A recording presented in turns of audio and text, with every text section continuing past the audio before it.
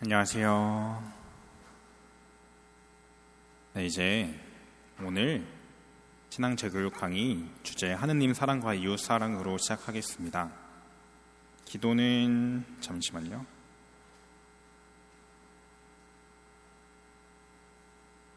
네, 이 마테오복음 22장 34절부터 40절까지의 가장 큰 계명에 관한 복음을 읽으면서 시작 기도로 마치겠습니다. 성부와 성자와 성령의 이름으로 아멘. 예수님께서 사두가이들의 말문을 막아버리셨다는 소식을 듣고 바리사이들이 한데 모였다. 그들 가운데 율법교사 한 사람이 예수님을 시험하려고 물었다. 스승님, 율법에서 가장 큰 계명은 무엇입니까? 예수님께서 그에게 말씀하셨다. 네 마음을 다하고 네 목숨을 다하고 네 정신을 다하여 주 너의 하느님을 사랑해야 한다. 이것이 가장 크고 첫째가는 계명이다. 둘째도 이와 같다. 내 이웃을 너 자신처럼 사랑해야 한다는 것이다. 온 율법과 예언서의 정신이 이 두 계명에 달려 있다. 성부와 성자와 성령의 이름으로 아멘. 네, 이제 오늘은 하느님 사랑과 이웃 사랑에 관해서 한번 알아볼 예정입니다.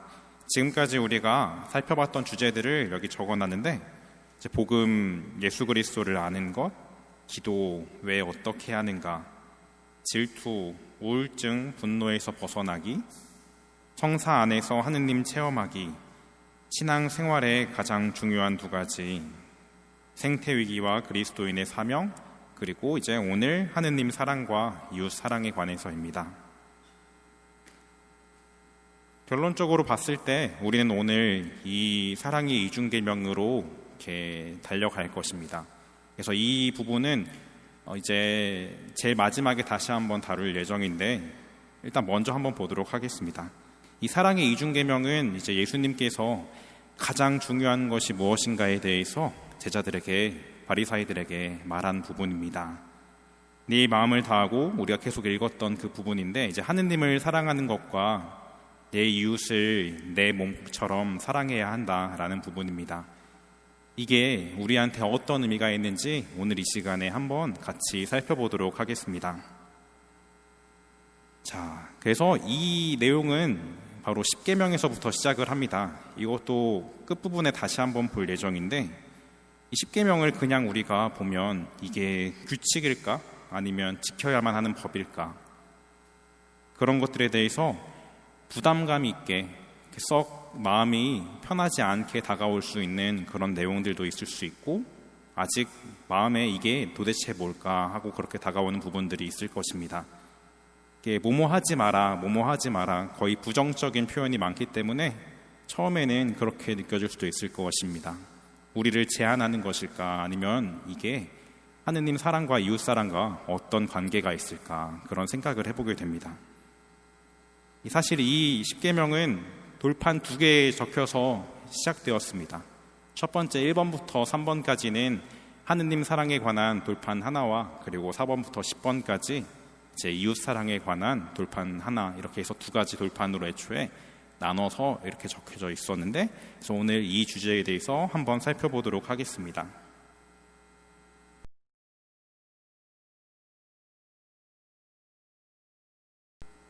자, 그래서 우리가 모든 계명 중에 가장 중요한 게 사랑이라고 말씀하시는 교황님의 말씀을 들었고, 또 예수님께서도 그렇게 말을 합니다. 사랑하는 사람, 사랑하는 사이, 그리고 사랑하고 있음, 그런 게 뭔지는 알겠는데 막상 사랑이 뭐냐고 물어보면 우리가 뭐라고 대답할 수 있을까요? 생각보다 쉽게 대답하기가 어렵습니다.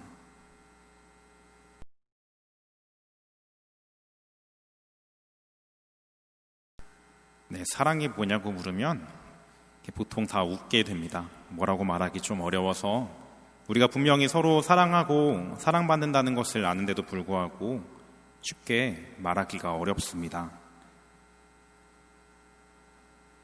우리는 사랑을 뭐라고 표현할 수 있고, 또 우리가 사랑을 어떻게 평소에 느끼고 있을까요?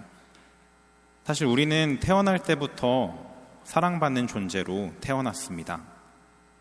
우리가 제일 먼저 부모님께 들려주는 소리는 7주 정도 됐을 때부터 이제 보여주는 아이의 심장 박동 소리입니다.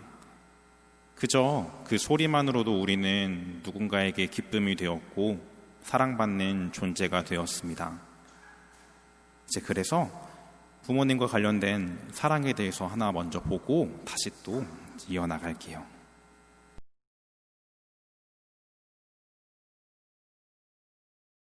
네, 여기서 이제 우리의 사랑이라는 게 뭘까 가장 잘 와닿는 사랑은 부모님의 사랑이었습니다. 내가 태어나기 이전부터 먼저 나를 사랑했던 부모님의 사랑이 있었고 또 역시 나도 그래서 부모님을 사랑합니다. 그리고 영적인 그리고 정말 이 세상에 나를 삶으로 부르신 하느님께서도 마찬가지로 그래서 나를 먼저 사랑하십니다. 내가 하느님 사랑과 이웃 사랑을 해야 한다고 말하지만 그보다 먼저 있는 건 이제 우리를 향한 하느님의 사랑입니다. 잠시만요.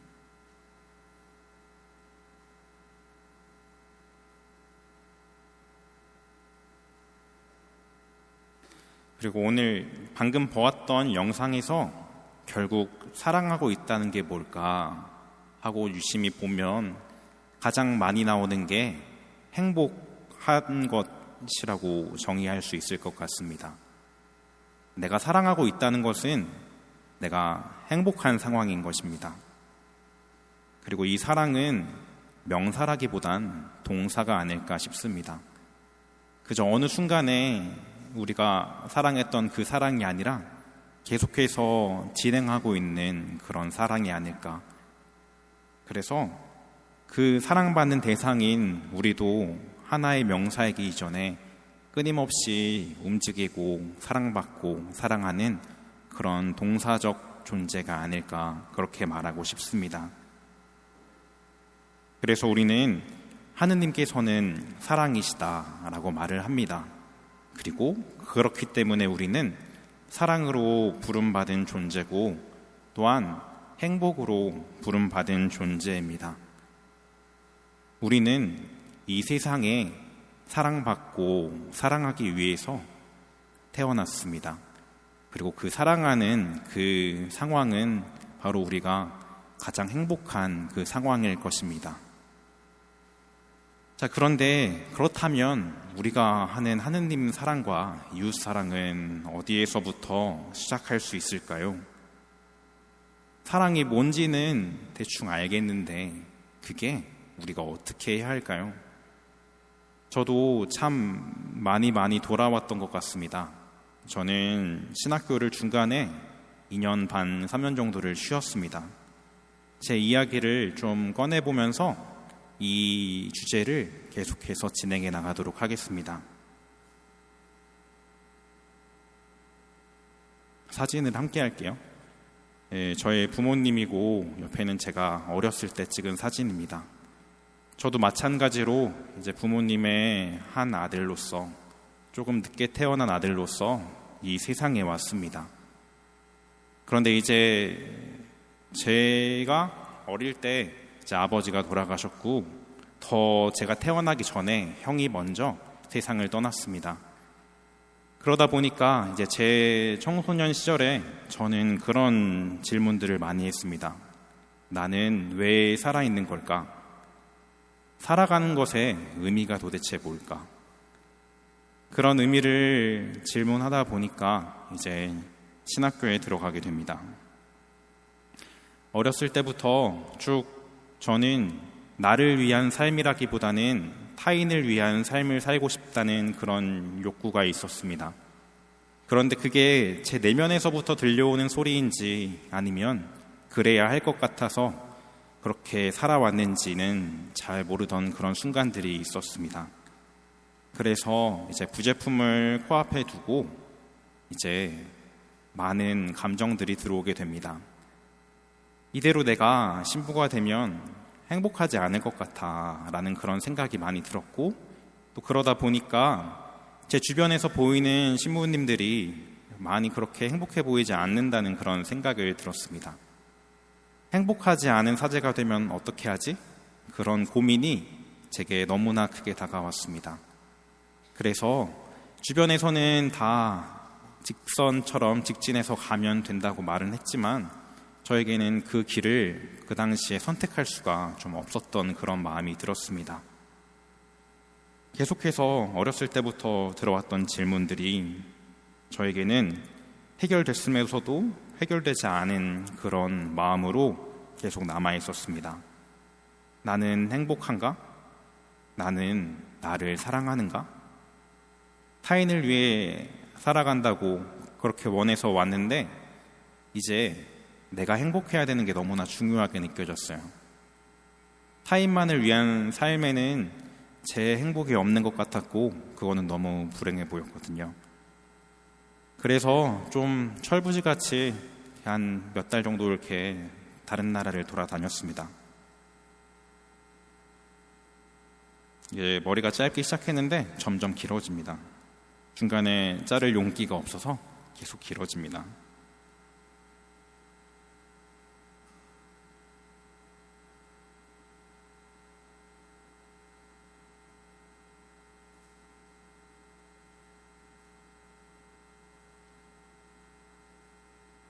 살면서 머리가 이렇게 길 줄은 몰랐는데 이렇게 길어지더라고요.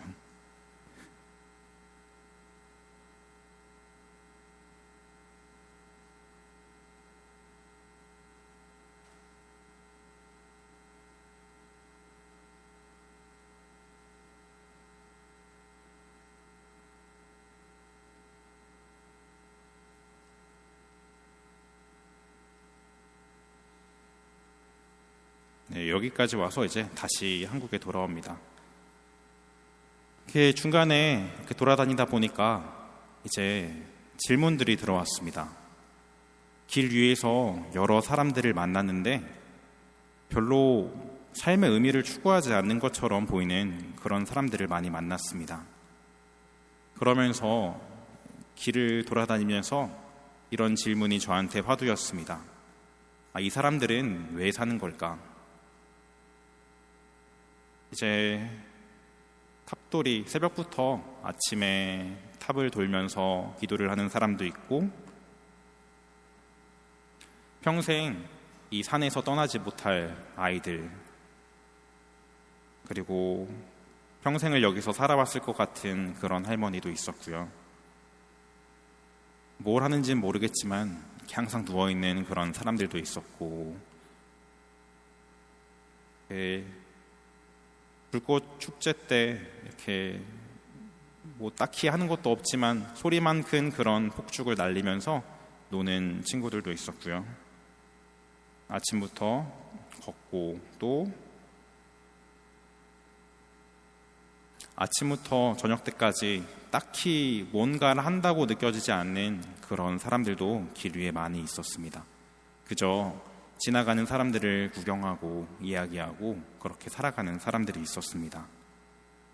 또 너무나 기쁘게 내가 저런 표정을 지어본 적이 있을까 싶게 그렇게 살아가는 사람들도 있었고요.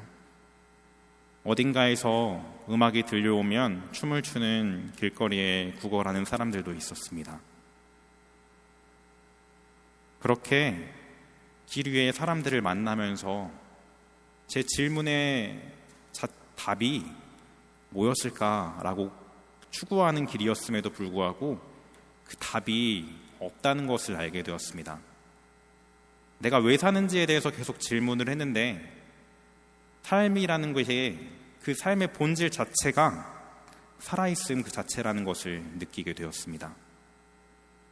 삶이라는 게 내가 왜 사는지 그것보다 그 이전에 내가 받은 그 생명 자체가 가지고 있는 그 힘, 하느님의 그 사랑 때문에 나는 그렇게 살아가고 있다는 것을 깨닫게 되었습니다. 근데 그럼에도 불구하고 이제 다시 또 다른 질문이 들어옵니다.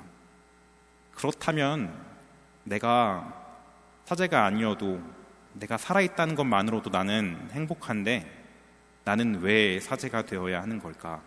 그런 질문이 다시 들어왔습니다. 그러면서 깨달은 것이 하나 있습니다. 행복하지 않은 내가 사죄로 행복하게 되는 것이 아니라 하느님께로 받은 이 생명으로 사랑받고 사랑하는 내가, 그렇게 존재 자체로 행복한 내가 행복한 사제가 되는 것이라는 것을 느꼈습니다. 행복이라는 것은 내가 무언가를 해서 행복한 게 아니라 그 이전에 나는 행복한 사람이어야 하는 것이었습니다. 그 전까지는 사제면 행복할 거라고 생각을 했습니다. 그런데 그 이전에 물론 사제로 행복한 것도 있지만 내가 태어난 그 자체로 행복하지 못하다면 나는 내 삶을 받아들이지 못하고 그 자체로 내가 하느님의 사랑을 인정하고 받아들이지 못한다면 행복한 사제 역시 될 수도 없다는 것을 느끼는 순간이었습니다. 그래서 제일 먼저 시작하는 것은 하느님 사랑을 위하고 이웃 사랑을 위하는 가장 첫 번째 길은 나 자신을 사랑하는 길이 아닐까, 그런 생각을 합니다. 영상 하나 볼게요.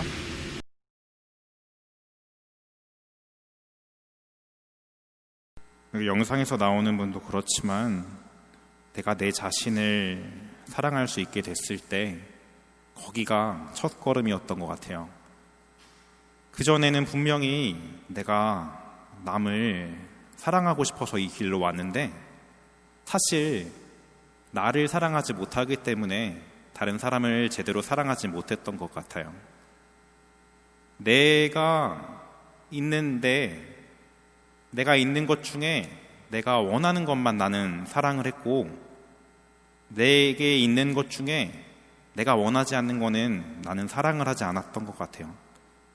그런 상황이면 사실 다른 사람을 사랑할 수가 없죠. 내가 사랑받을 만하다고 생각하지 않음에도 불구하고 내가 사랑받고 있다는 것을 모르면 내가 타인을 사랑할 수도 없고 하느님을 사랑할 수도 없고 나 자신 역시 사랑할 수 없었을 거예요. 그렇게 해서 조금씩 저를 내려놓으니까 이제 조금 사랑을 조금씩 이제 시작할 수 있는 출발선에 왔다는 그런 생각이 들었어요. 예수님께서는 이렇게 말합니다. 내 이웃을 내 몸같이 사랑하라고 말합니다. 내가 나를 사랑하듯이, 그리고 그 사랑이 내가 사랑하기 이전에 이미 내가 마음에 들지 않는 나를 사랑해주는 하느님과 내 주변의 사람들이 있다는 것을 알고 느꼈을 때 거기서부터 시작합니다. 그리고 더 나아가서 우리는 이런 단어를 표현합니다. 이마고 데이라고 표현을 합니다. 우리에게는 하느님의 모상을 가지고 있다고 우리 그리스도교는 가르칩니다. 우리에게는 하느님이 우리 안에 들어가 있어요. 그 하느님이 뭘까? 내게 있는 하느님이 뭘까? 그것은 바로 우리가 사랑할 수 있는 그런 사람이어서 그런 게 아닐까 싶어요. 성체 분배를 미사 중에 하고 있으면 문득 나오시는 분들의 얼굴에서 아름다움을 발견하게 됩니다. 순수하게 앞으로 나오는 모습에서 여기에 바로 예수님이 함께 있고 또 하느님께서 함께 있구나라고 그렇게 느낍니다. 이제 가톨릭 교회 교리서에서는 이렇게 표현을 합니다.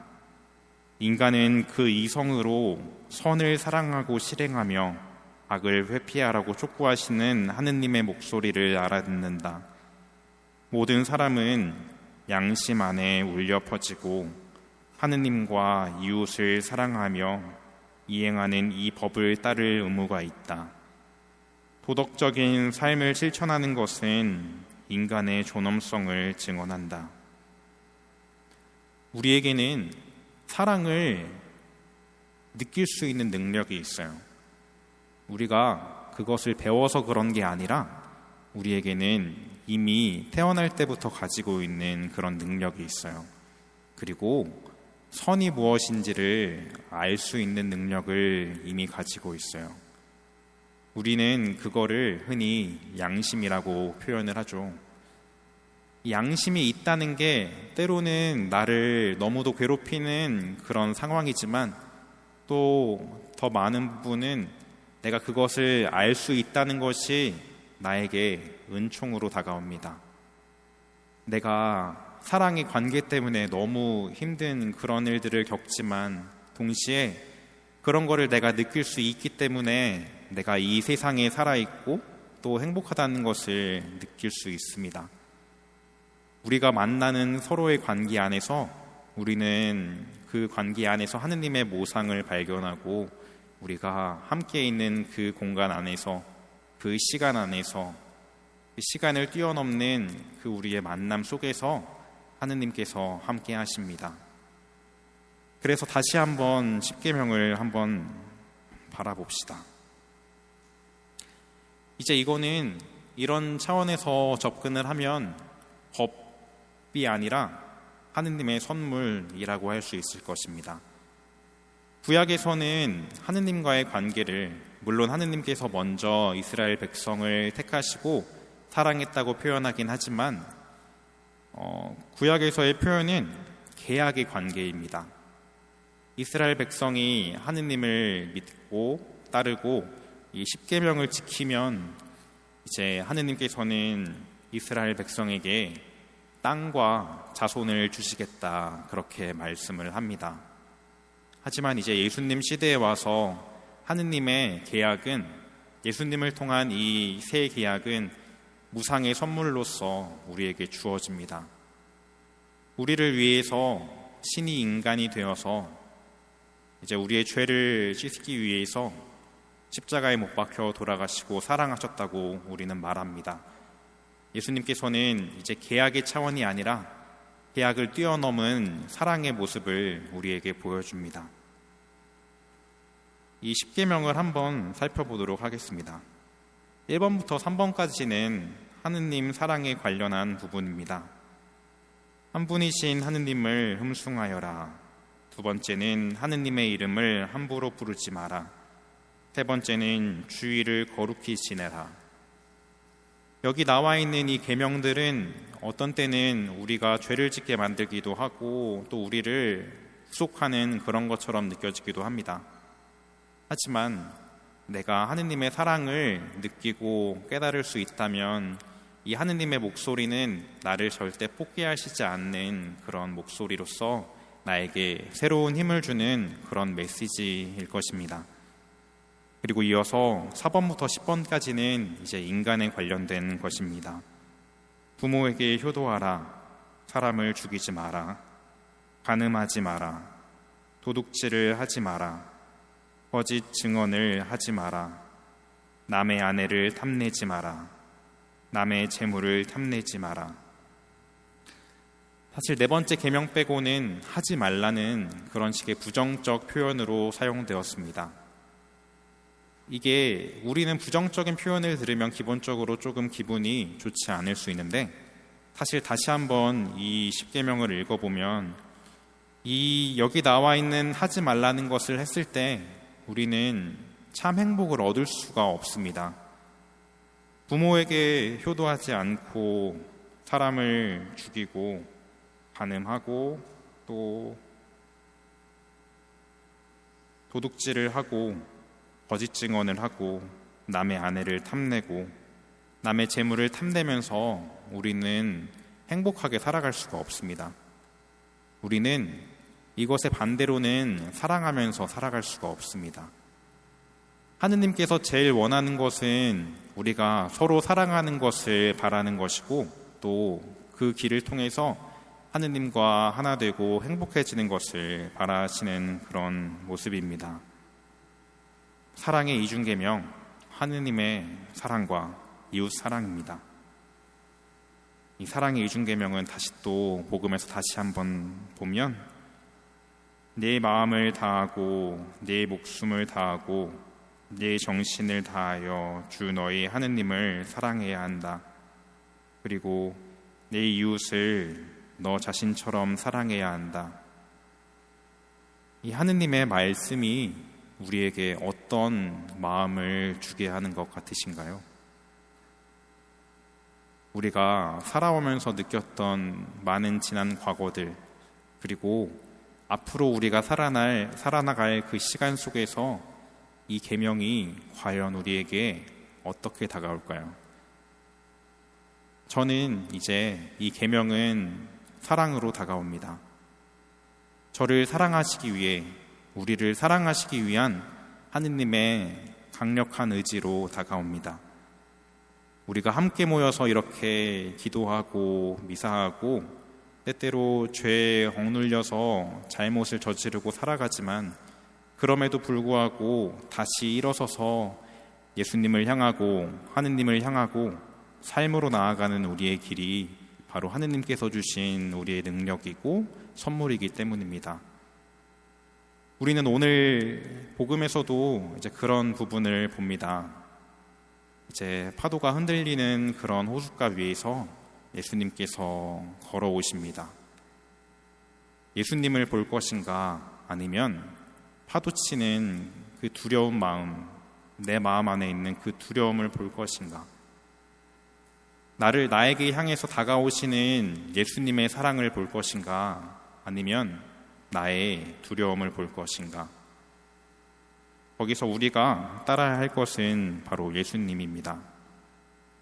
그리고 이 이웃은 예전에는 유다인에게 한정되고 나에게 잘해주고 나를 사랑해주는 사람에게 한정되었다면, 이 모든 사람에게 존재하는 이 하느님의 모상처럼 우리는 다른 사람들을 향해 그 사람 속에 있는 예수님의 모습을 향해 나아갑니다.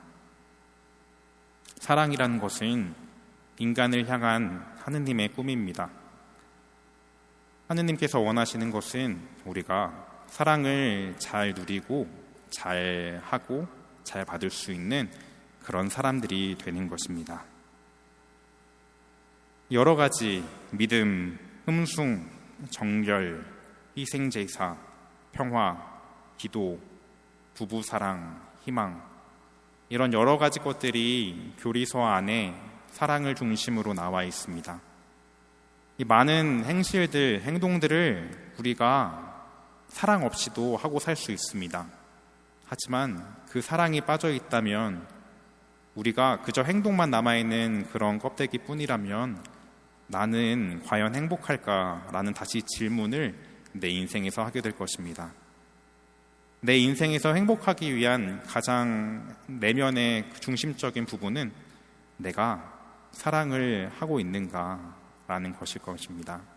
내가 사랑을 받고 있다는 것을 느끼고 있는가라는 부분일 것입니다. 이 사랑은 그래서 우리에게 더 큰 사랑으로 다가옵니다.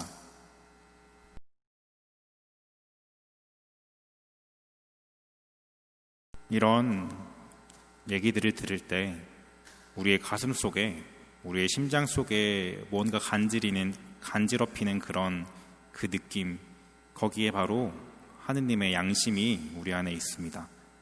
하느님의 모상이 우리 안에 있습니다. 사랑하도록 우리를 부르신 하느님의 목소리가 거기에 있습니다. 그리고 우리는 그 사랑에 응답할 때 진정한 참 행복을 누릴 수 있을 것입니다. 자, 그래서 마지막으로 요한복음에 예수님의 말씀을 한번 같이 읽어보도록 하겠습니다.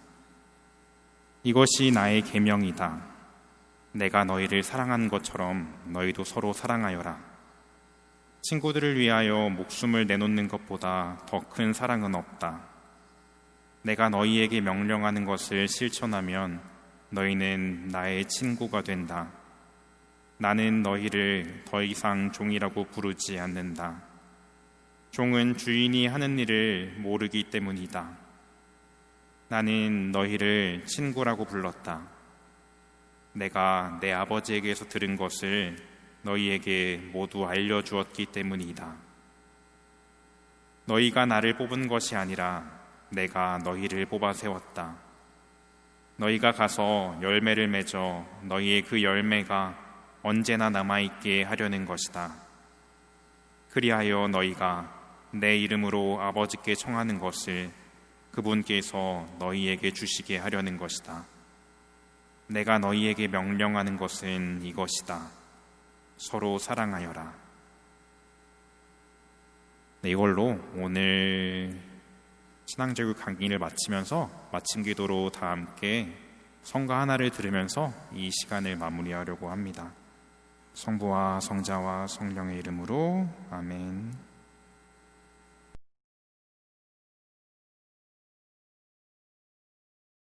우리보다 먼저 우리를 사랑하신 하느님께 그 응답이 우리가 사랑하는 길을 살아가는 것이라는 것을 느끼면서 이 시간 오늘 앞으로 함께 이 세상을 살아나가기를 기도합니다.